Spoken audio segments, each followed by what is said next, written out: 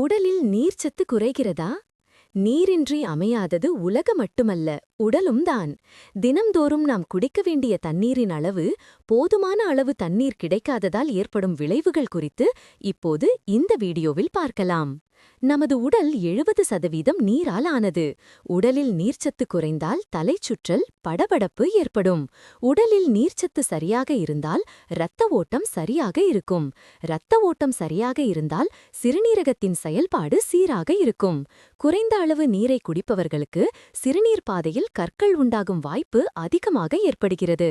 நீர்ச்சத்து குறைபாடு என்பது உடலில் போதுமான அளவு திரவங்கள் இல்லாத நிலை.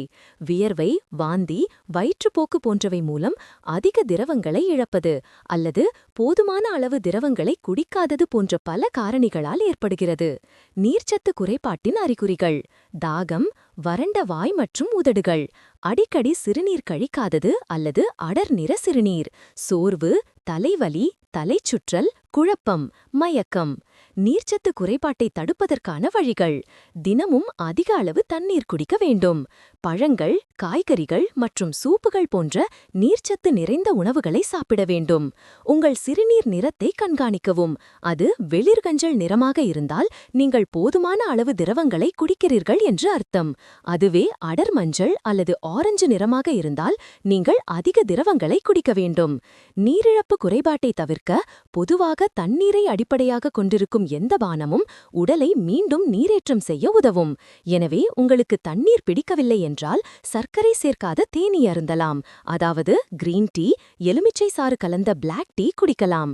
காஃபி மற்றும் டீயில் கட்டாயம் சர்க்கரையை தவிர்த்து தேனை சேர்த்துக் கொள்வது உடலுக்கு மிகவும் நல்லது. நீர்ச்சத்து குறைபாட்டை தடுக்க நாம் தினமும் போதுமான அளவு தண்ணீர் குடிக்க வேண்டும்.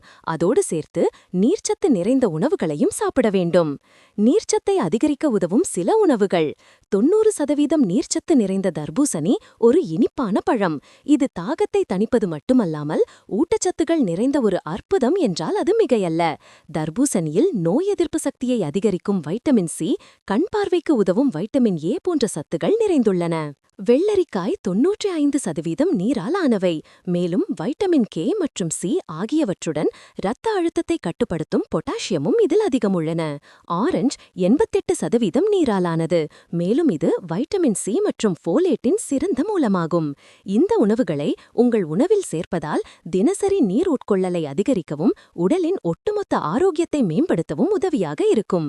இதுபோன்ற பயனுள்ள தகவலுடன் அடுத்த வீடியோவில் பார்ப்போம்.